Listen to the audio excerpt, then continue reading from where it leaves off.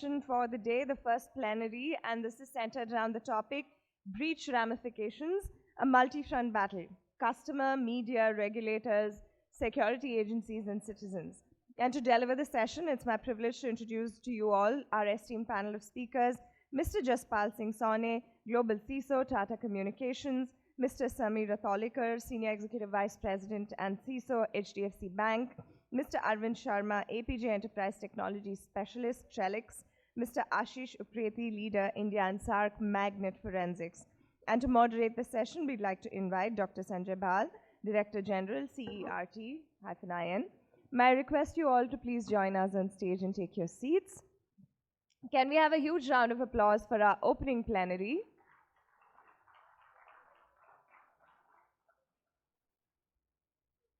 Over to all of you.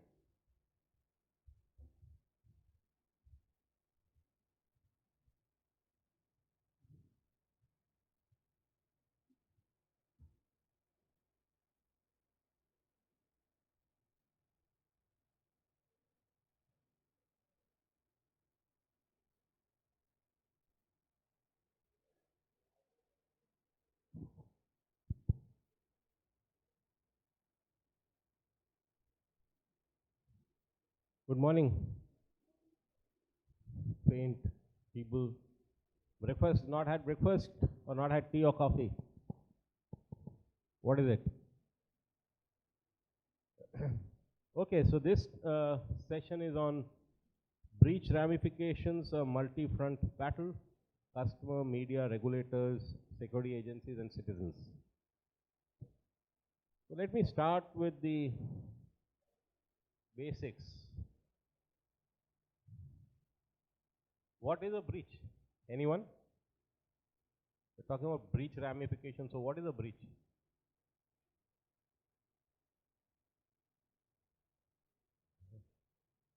Guys, you're sitting in a cyber security summit, I thought. Yes.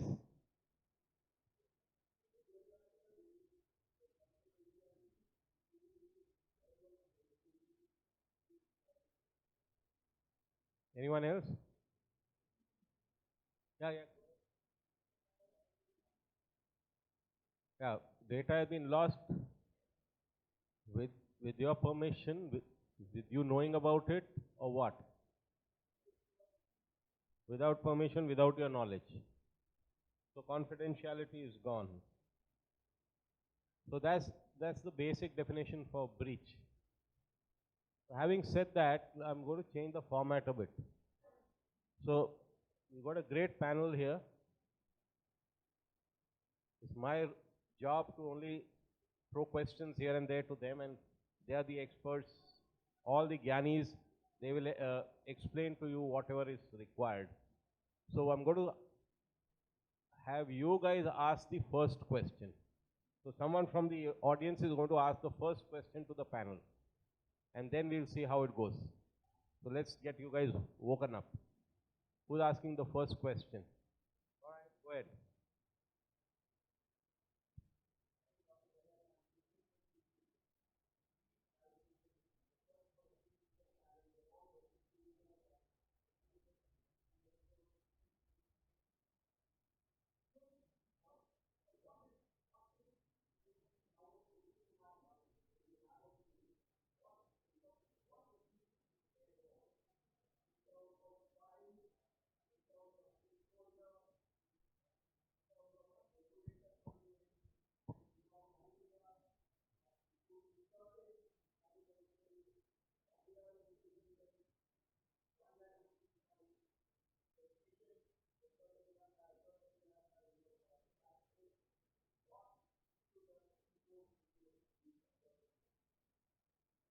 So maybe Jaspal, you can start off.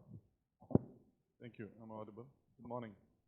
So I think in breach you learn a lot of new things, and what would be most scary is to find out more about your critical assets, your crown jewels, um, which were not adequately taken care, getting breached,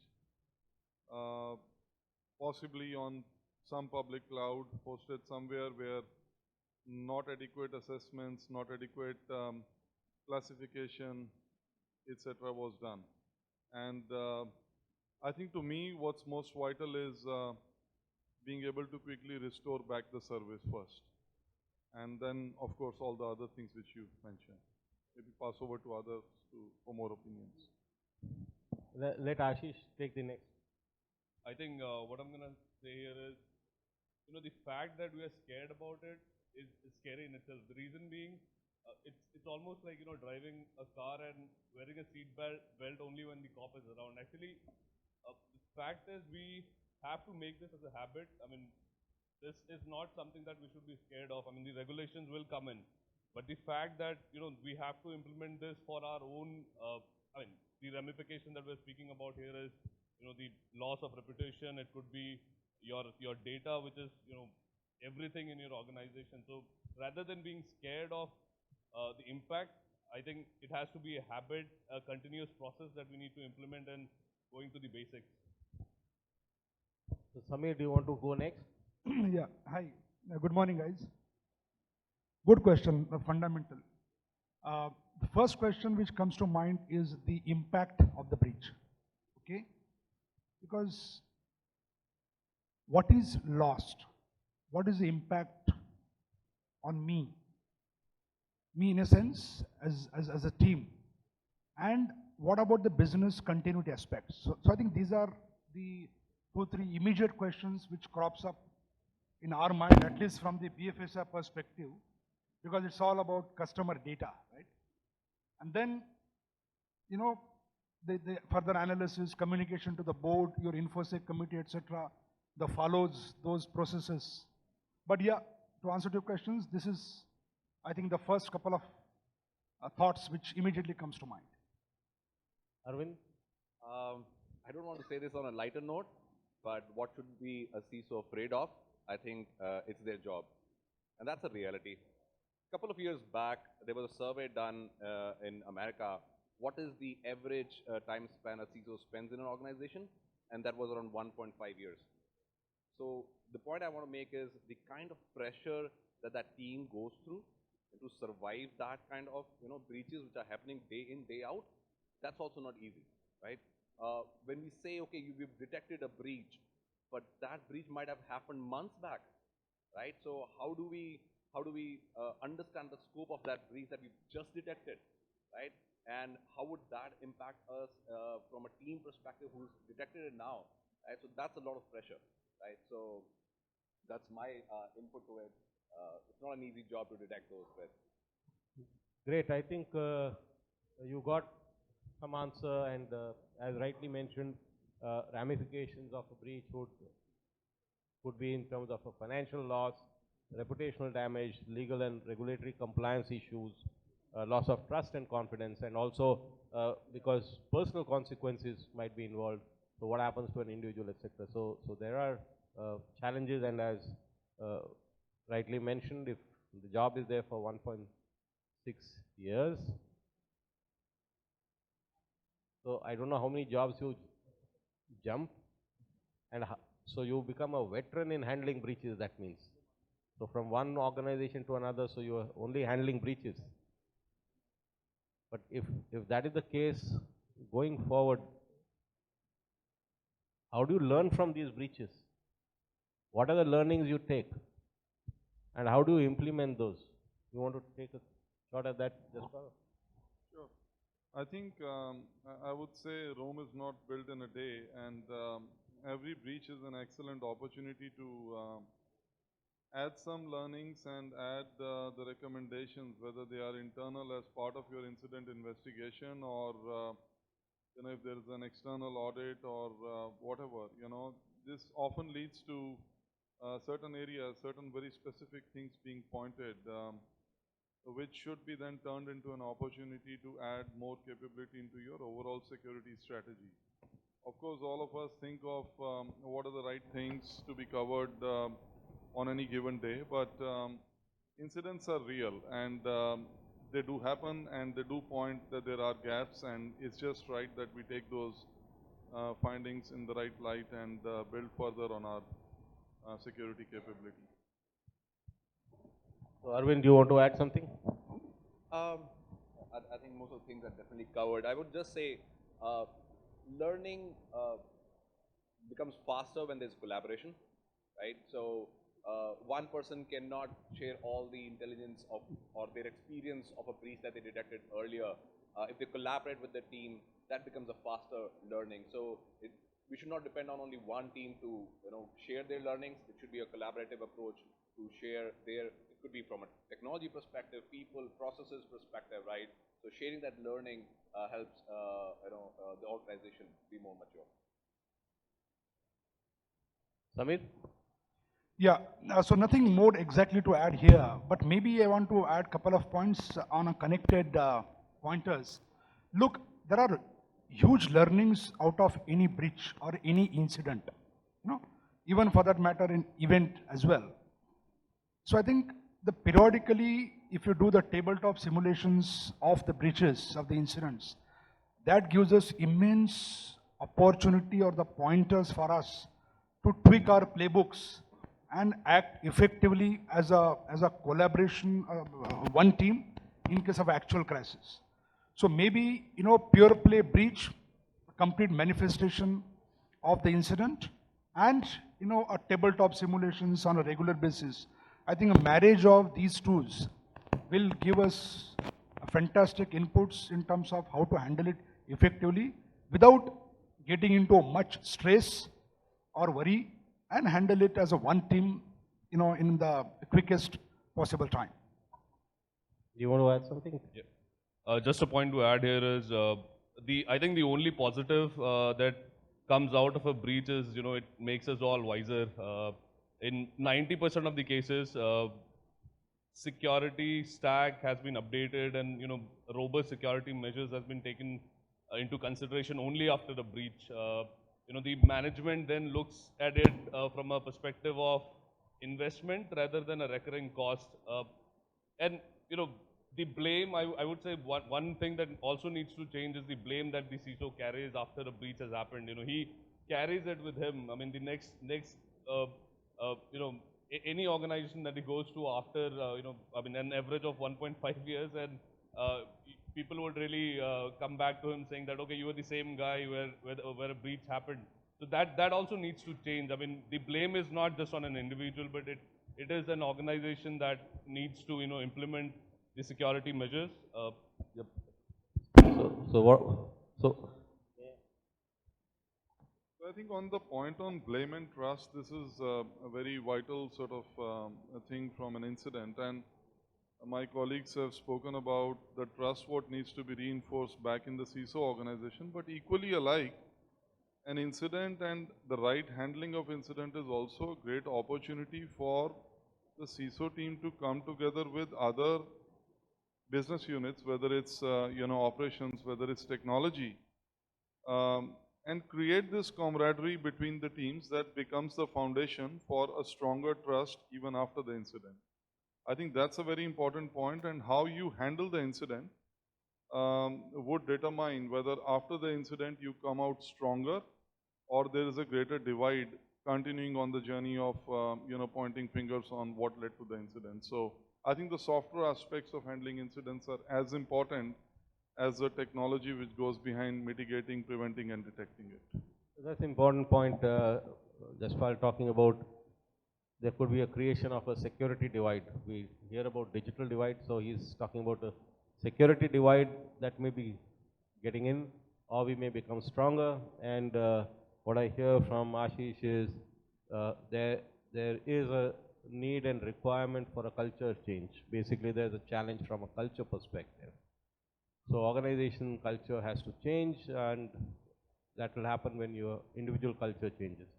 But I also heard from him about a stack and others talking about technology, etc. So maybe we'll ask you about what sort of a technology stack are organizations trying to put in place, to handle something like a breach? Or are you saying that a stack is only put after the breach happens? So throw some light on that. I think I would talk from the perspective of the small and medium enterprises on whatever little experience I have on the corporate side. There is too much emphasis on the EDR solutions. I feel, I mean, it is important to updated stack. You know, what was the tools and technology which were relevant pre-COVID era would not be relevant now. So, I mean, there is a constant need to update.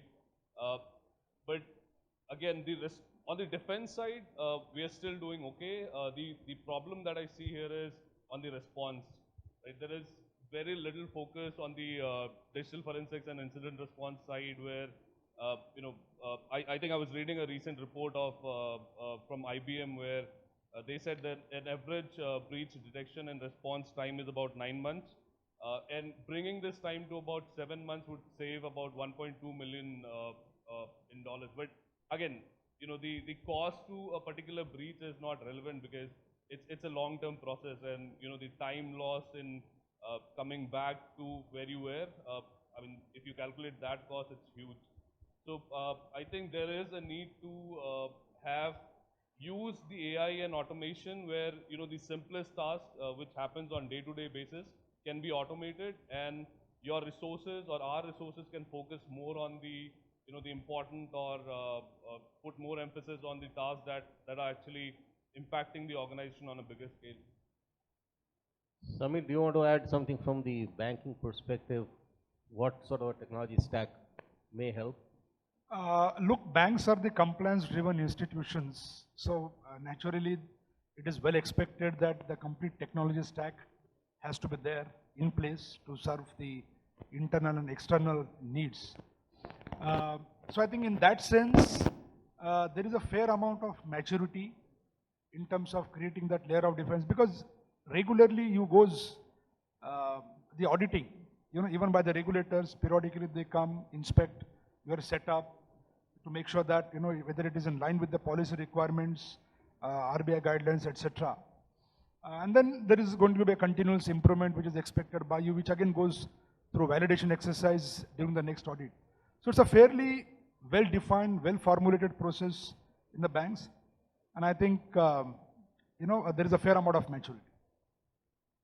Jaswal, what do you say from a telecom perspective? Because I think you are the ones who are handling the maximum stuff.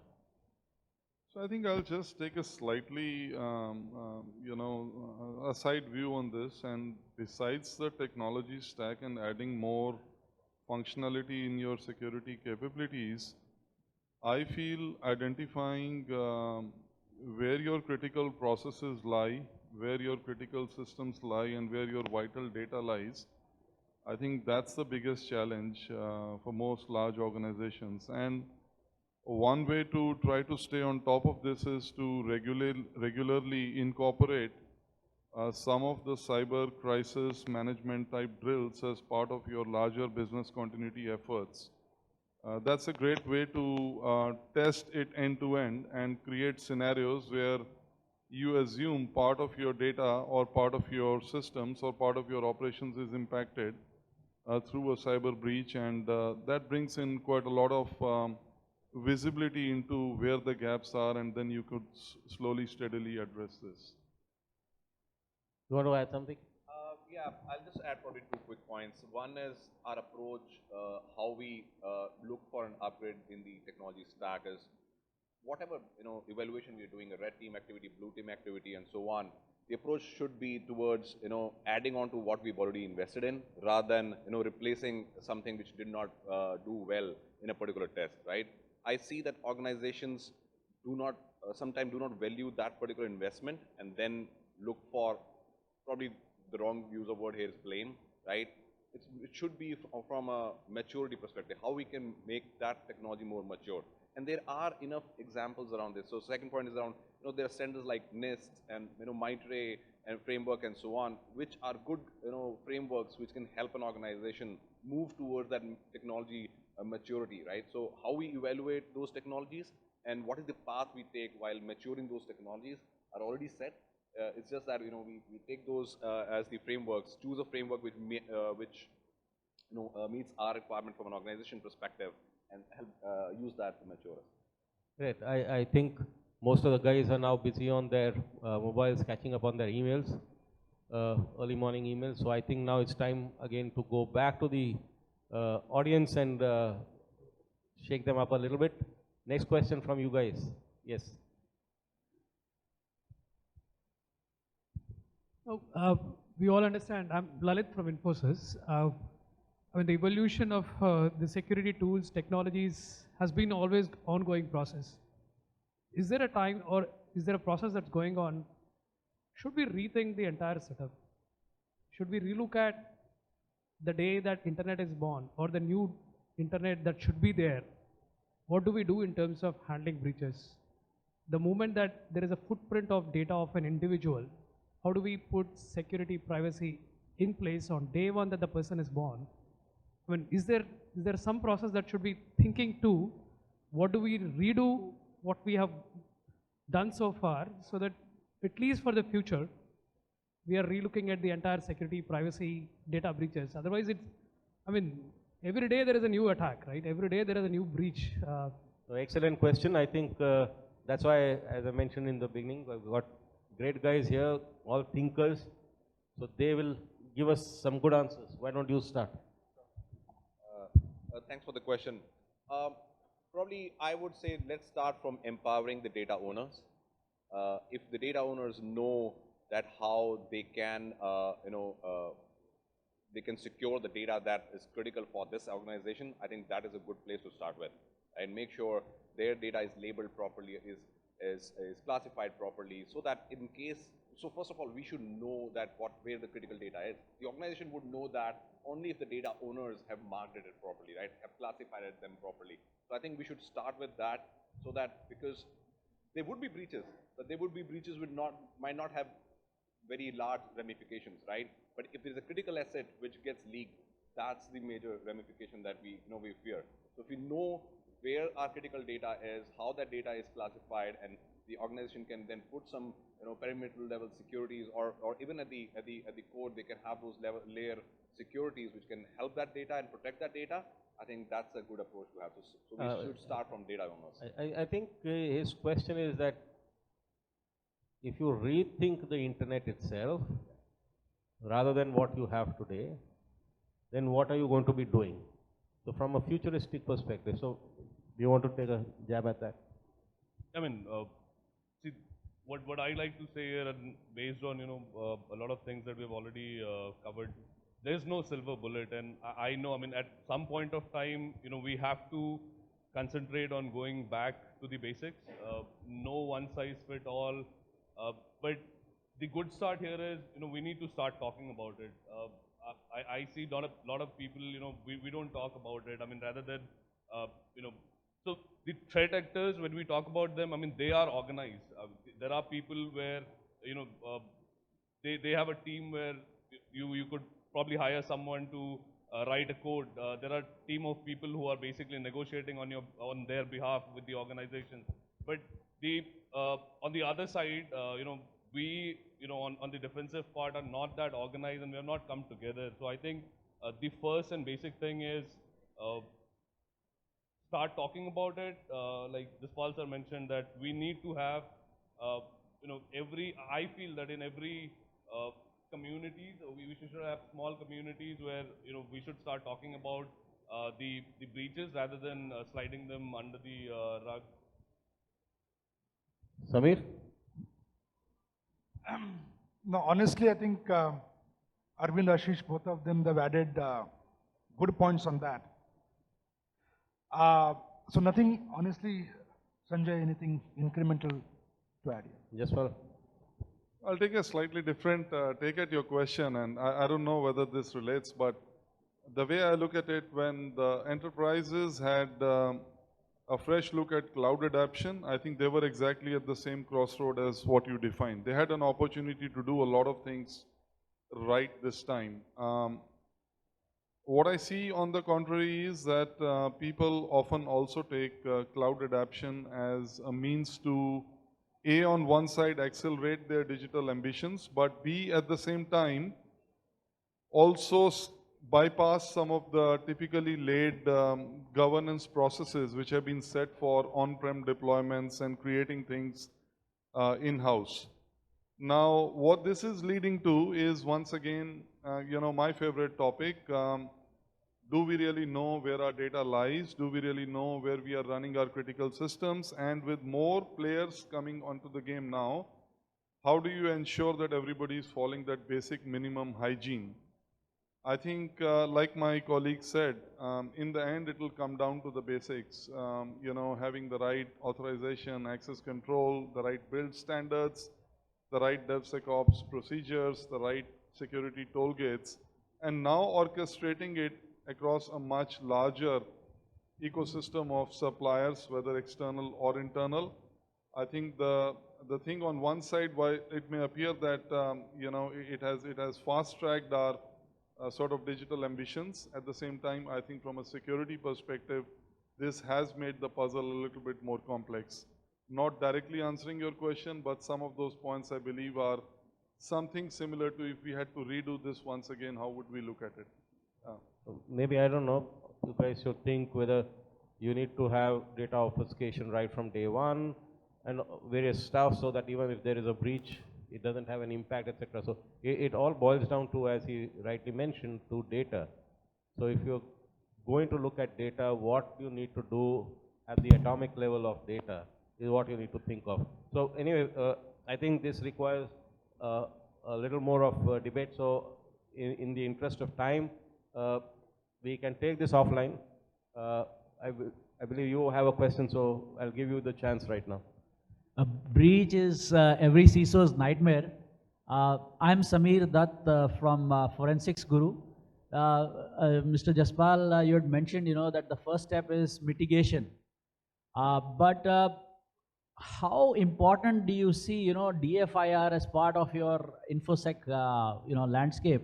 That's part one of my question. Part two is, how much of your InfoSec budget is being allocated to DFR, and is it in proportion to this particular thought process? Sure. Thank you. Thanks for asking this question. And I often say that having a capable security incident detection response is far more than just setting up an SIEM and building up a few seats 24/7. I think Sameer also mentioned the organization's collective ability to come together and work in full collaboration without getting distracted by what typically would happen in middle of a chaos, which is the incident. That requires a lot of drills and lot of conscious attempts which are done often on a day when there is no actual incident, but you are preparing for something like that to happen, because the reality is that this is an inevitable. In the incident response, and I think incident response and the skills of an incident responder are often ignored and trivialized. We often hire people who are just about starting their security careers into security operations, because we believe that's the lowest in the order of what they would like to achieve, their personal aspirations. However, I believe for someone to be able to effectively handle an incident, he or she must have adequate experience in understanding how the operating systems run, how the specific systems in question run.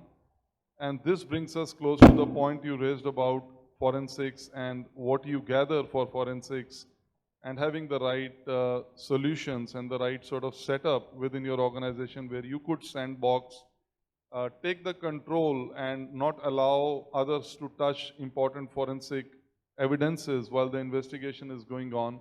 It requires a lot of discipline and a lot of maturity, both from a process and a technology standpoint. I don't think this is at the current moment accorded the right level of priority and right level of budget allocations. That was your question. Some of my thoughts. Great. I think we touched a lot on the technology front, etc. I'm wanting to shift gears to the process and people perspective. Now, whenever there is a breach, the media is going to be hounding you guys, right? Because you guys are taking care of the security in your organizations, etc. So what should be the strategy for handling the media, and what are some key points that need to be kept in mind from your playbook perspective? So let me start with you, Sameer. Well, in banks, actually, there is a department called Corporate Communications Department or a Media Management Department, and they picks up that thread and manages the complete media. That is their job. While articulating the responses to the media, of course, the CISOs and the fraud management team, the compliance team, etc., need to sit with the media communications team, the corporate communications team, to be able to draft a response which, basically doesn't reveal too much, to be very honest and transparent with you, but at the same time gives some kind of a factual status to the community out there, right? But a large question, Dr. Behel, is this is actually the front ending is done by the media communications team with the help from the CISO, the CIOs, CTOs, etc. in the banks. So to the media, would you be disclosing or not disclosing? What is the strategy? No, of course, we have to disclose whatever the damage has done. I'm saying the articulation of what exactly to be covered as part of the media statement, that is their prerogative. But yes, there is no question of hiding anything because everything is public these days, right? There is no merit in hiding anything. So we have to reveal. But as a first response, how deep one has to go, that decision tree is handled by the media folks, and later on as discovery happens or all the milestones gets completed, there will further, tranche 2, tranche 3 takes place. But yes, the disclosure is always there. Arvind? I would have limited experience, based on my discussion with my customers, and what I see is the quick action between their legal team, their PR team, and the communications team, right? So we see that these three teams come together very quickly, sit with the CISO's team, understand, what is the scope of that, scope of that, that breach that has happened. So I see those teams coming together, and as Samir sir already said that, the communication needs to be very crisp, very clear in the very first go, right? Might not be very elaborative, but very crisp about what that scope of that breach is. Obviously, the communication needs to be very clear as well. Try not to, mince words around that. So very crisp, very clear communication with collaboration with multiple teams like legal, PR, communications, and the CISO team. Yes, Paul? Media is an important stakeholder, and I think often there is a tendency to see media as an annoyance because there is a crisis and there is a pressure on, the incident itself. I think it takes some practice and some conscious discipline to provide media with sensible information and use them, create that sense of trust between you and the media so that the right information goes out. Is their job, they would write something. The question is, are they writing the right things or are they writing something else in absence of you giving the right message to them? So that trust needs to be built. But at the same time, I think my only request also on the media side is, there is also this frenzy of trigger-happy journalism and the fastest finger first. I think the media also needs to, kind of exhibit some restraint and do some validations and not just go for the forwards and what other media houses are posting and just keep reposting. Great. Ashish? Limited exposure there, but I think one point that I'd like to add here is, a collaborated response. How quickly we are involving the internal team in terms of your SOC, forensics, legal, PR. The earlier the entire organization come together and there's a single response to the media, one response which goes out. I think that would be important. That would be important here. Great. I think that brings me to an interesting question based on what Jaspal mentioned is about trust. So in this whole episode of a breach, obviously the trust is broken. with your stakeholders and customers, etc., whose data has gone out. So, how do you repair this trust equation? And what does it take to get that trust back? So, since you raised this, I'm going to start with you, just. Sure. I think the answer to this, Dr. Bahal, lies in what went into creating that relationship between you and your customer. Since you raised the scenario of customer, I'm going to limit my thoughts on that. When the customers are signing up for services with a provider, are they looking for the cheapest proposal who provides the service? Or do they factor in at part of the request for proposal and RFIs adequate thoughts on how do you secure their data systems and operations? And I now see a lot of RFPs coming with a dedicated security section. So that's a great indicator of maturity coming from the customer side.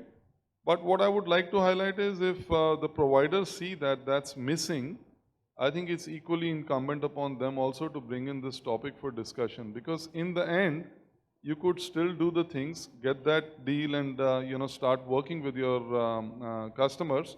But if adequate security design is not built as a thought early in the design, this is going to lead to a disaster tomorrow, and then it's only going to be finger pointing and blame game. So early discussions on security by design must come in, whether it comes from the customer side or whether it comes from the provider side. Ashish, anything? I mean, again, Jaspal covered almost everything here, but from owning up would be important. Disclosure and owning up would be, the first and foremost and most important part of, building the trust with your customers. If we are, there's nothing. I played a video yesterday on one of the presentations that I did, and there's no way we can hide and exclude this and still feel that the customers are basically not aware of this. This will come out one way or the other. Agreed. So what I'm wanting to find out is how do you repair this equation? So this is anyway known, whether you like it or not. So how do you repair the equation and build that trust again? This can happen with anyone. The repairing part goes on how serious we are on the response side and how much can we assure our users and customers that we are basically what we are putting into the ramification side. Arvind? Okay.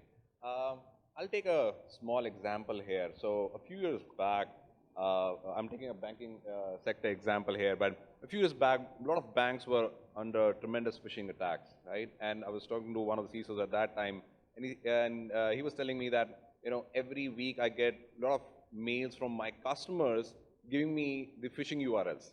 And hey, for your bank, here are the new phishing URLs that have come in. Now that's also hits a reputation, right? There also is the trust is at play, right? So I'm using the word trust and customers here, right? There's a customer who's telling, hey, this is the phishing URL for your bank. So the CISO said that now this has already happened. The URLs are already there. My customer already knows it. The best thing I can do now is close that gap. How quickly can I bring that down, right? So yes, there might be a trust which might get lost somewhere because of some breach. Now, this was a very, very technical example that I gave. You can bring that URL down and now you're back to where you were. Or you can go proactive, right? You can go proactive, bring in third parties, right? So that the trust is not only on you, but there's a third party who comes here, does some kind of an audit, does some kind of an evaluation of your infra, of your processes, of your tools and so on, and give that additional trust. So don't rely only on yourself in rebuilding that trust, but also third parties who can add value. Excellent. Samir? I think it's a multi-pronged strategy where you honestly, transparently inform and update to the customer, not only once, but on regular basis.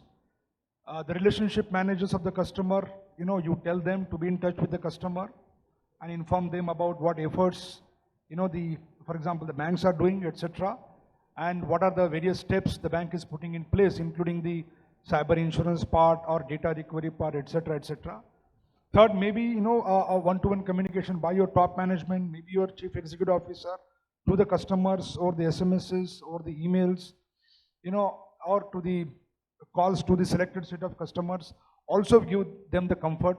So I think not one, but a multi-pronged strategy involving various people on the ground and from the headquarters will definitely give a good comfort to the customer, and eventually the trust will be back. See, we can't say that today is a breach and probably in the next 10, 15 days or 1 month, you know, customer is absolutely all right.